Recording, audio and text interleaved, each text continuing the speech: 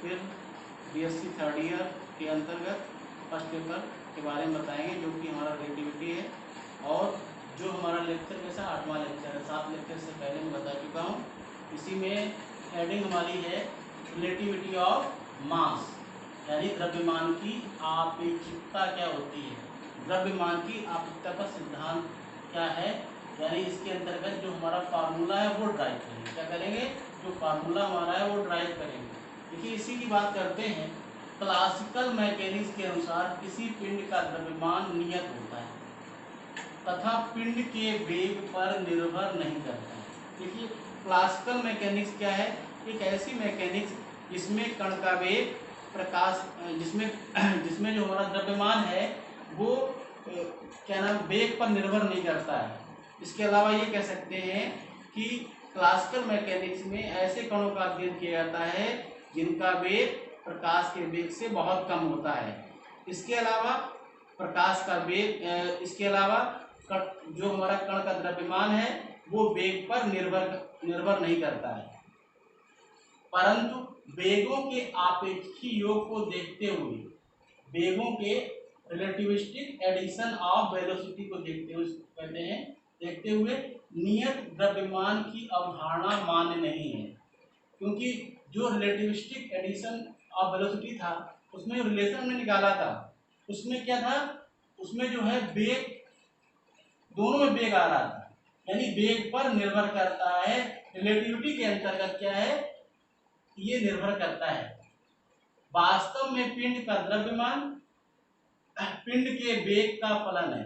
वास्तविकता क्या है, जो द्रव्यमान है वो क्या है, वेग का एक फंक्शन है, एक फलन है, यानी कि जो m है वो b पर निर्भर करता है और जैसे b चेंज होगा उसी के सापेक्ष हमारा क्या होगा, m का मान भी परिवर्तित होगा। ठीक है, यह वेग के बढ़ने पर निम्न सूत्र के अनुसार बढ़ता है। यदि वेग में परिवर्तन होगा तो क्या होगा, ये इसी के अकॉर्डिंग क्या हो जाएगा, परिवर्तित होता है। m बराबर m0 upon under root 1 minus B square upon C square. वेग के बढ़ने के सूत्र को निम्न फार्मूले द्वारा व्यक्त कर सकते हैं और फार्मूला हमारा क्या है, m बराबर m0 upon under root 1 minus B square upon C square. अब देखिए यहाँ पर m0 क्या है, रेस्ट मास। उस कण का रेस्ट मतलब क्या हो, रुका हुआ द्रव्यमान, यानी कि रेस्ट मास होता क्या, एक ऐसा कण जो अपने स्थान पर रुका हुआ है, गति करने की अवस्था में नहीं है, वो कहलाता है रेस्ट मास। ठीक है, इसी को देखिए डायग्राम के द्वारा ये हमको फाइंड आउट करना, ये हमारा क्या है, एक प्रकार का ऑब्जेक्ट है जो हमको निकालना है। ठीक है, यहाँ पर क्या है, देखिए दो फ्रेम लिए हैं, एक हमारा एक्स फ्रेम है, दूसरा हमारा एक्स डैश फ्रेम है, Y Y dash Z Z dash, ये हमारे कोऑर्डिनेट है। एक एस फ्रेम है, एक एस डैश फ्रेम है। एस फ्रेम कैसा फ्रेम है, जो हमारा कैसा है, रुकी अवस्था में है, क्योंकि एस डैश फ्रेम कैसा है, जो बी वेग से गतिमान है। ठीक है, जो बी वेग से गतिमान है। यहाँ पर देखिए दो कण है, एक हमारा ब्लैक है, एक हमारा व्हाइट है, दोनों आमने सामने हैं, यानी कि संघट्ट से पहले आमने सामने है और एक का वेग u डैश, दूसरे का वेग माइनस u डैश है। ठीक है, दूसरी अवस्था कौन सी है, एट कोलिजन, जब संघट्ट हो जाता है तो दोनों आपस में टकरा जाते हैं, उस अवस्था को यहाँ पर डायग्राम के द्वारा दिखाया गया है। ठीक है, अब देखिए यहाँ पर माना कि दो कण 1 व 2 जिनके द्रव्यमान m1 व m2 है, क्या है, द्रव्यमान एक का m1 है, एक का m2 है, दोनों के द्रव्यमान m2 है।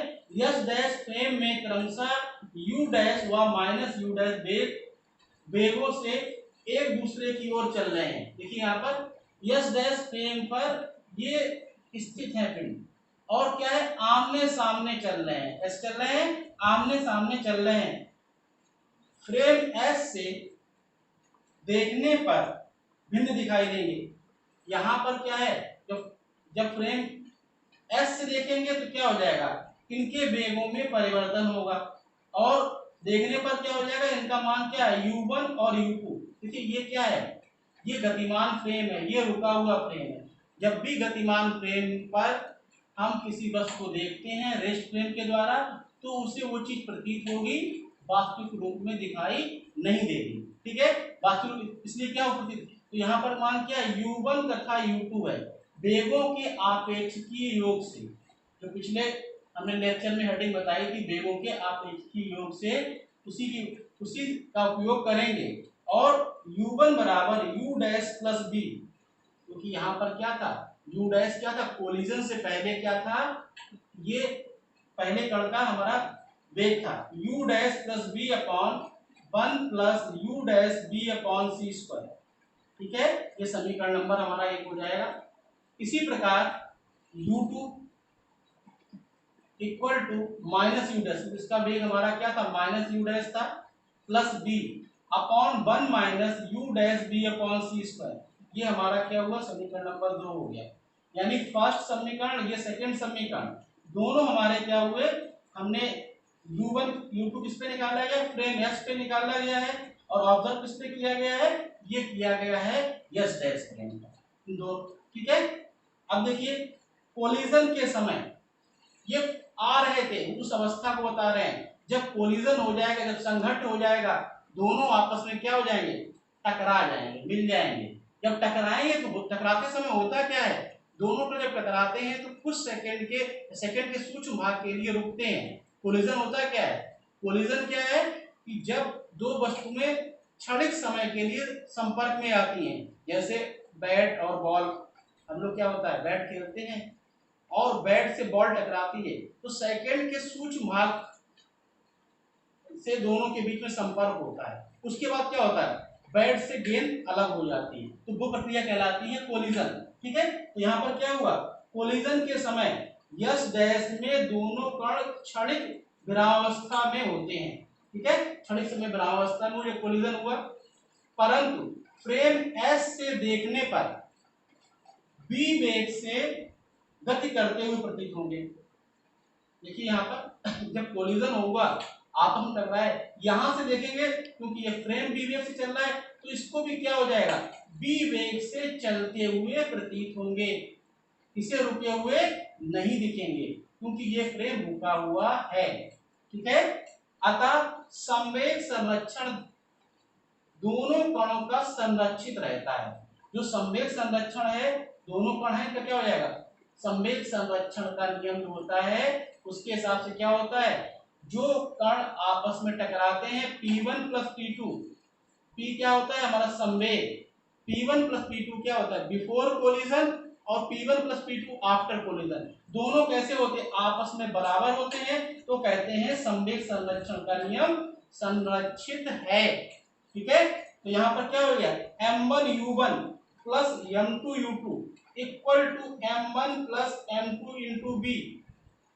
अब देखिए क्योंकि इसको बी वेग से चलते हुए प्रतीत हो रहे हैं, तो यहाँ पर क्या m1u1 प्लस m2u2, यहाँ पर वेग कैसा हो गया, कॉमन हो गया। वैसे यहाँ पर क्या होता है b1 b2 होता है, कॉमन हो गया तो यहाँ पे b कर देंगे। ठीक है, अब देखिए u1 और u2 जो हमारे पास है, जो हमारे पास क्या है u1 और u2 है, हमने यहाँ पर पहले से मान निकाल रखा है, u1 का मान निकाला है और u2 का मान निकाला है, दोनों मान हमने निकाले हैं। इन दोनों मानों क्या करेंगे, यहाँ पर रख देंगे, जहां पर u1 है जहां पर u2 है, हमने क्या किया यहाँ पे रख दिया और यहाँ पे रख दिया, तो दोनों स्थानों पर रख देंगे तो यहाँ पे आ जाएगा m1 plus m2 into B. ठीक है, अब देखिए यहाँ पर m1 भी है m2 है, इन पदों को रीअरेंज करेंगे रीअरेंज करने के पश्चात यहाँ पर मान आएगा m1 अपॉन m2, क्या आएगा m1 अपॉन m2, और m1 अपॉन m2 क्या आएगा 1 plus u dash b upon C square total upon 1 minus u dash b upon C square. ठीक है, यहाँ पर क्या हुआ, ये मान हमारे दोनों प्राप्त हुए m1 अपॉन m2, इसको समीकरण नंबर 3 कहते हैं। क्या कह दिया, इक्वेशन नंबर 3। अगर देखिए इन दोनों के मान निकाल दें और यहाँ पे रख दें तो हमारा क्या हो जाएगा m1 और m2 का मान प्राप्त हो जाएगा। देखिए यहाँ पर समीकरण 1 से, तो समीकरण 1 हमने लिया है, इसका स्क्वायर कर दिया, स्क्वायर करेंगे तो इसकी वैल्यू जो है u dash plus B upon 1 plus u dash B upon C square का होल स्क्वायर। क्या करेंगे, इसका पूरे का होल स्क्वायर कर दिया। जब होल स्क्वायर कर देंगे उसके पश्चात क्या किया, देखिए यहाँ नीचे आ रहा 1 plus U dash B upon C square, क्योंकि हमें यहाँ पर 1 plus U dash B upon C square का मान चाहिए, ना कि u1 स्क्वायर का मान चाहिए। ठीक है, जब यहाँ पर ये मान हमको चाहिए तो हमने क्या किया, इसको पुनः रीअरेंज किया। स्क्वायर आ रहा था, जो भी मान आएगा अंडर रूट में आएगा। हमने क्या किया, मान को अंडर रूट में लिख दिया, यानी ये आ गया 1 plus U dash B upon C square under root 1 minus U dash square upon C square into 1 minus B square upon C square total upon 1 minus u1 square upon C square.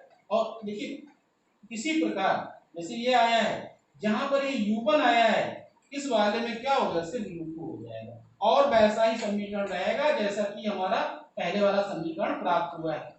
दोनों हमारे कैसे एक से हो जाएंगे, समीकरण 3 से m1 upon m2, देखिए हमने दोनों मान रख दिए, ऊपर के मान सेम है, यानी क्या हो जाएगा, ये वाला पद ऊपर जाएगा, ये वाला पद नीचे आ जाएगा, यानी 1 under root 1 minus u2 square upon C square 1 minus u1 square upon C square. ठीक है, हमने दोनों मान यहाँ पे रख दिए।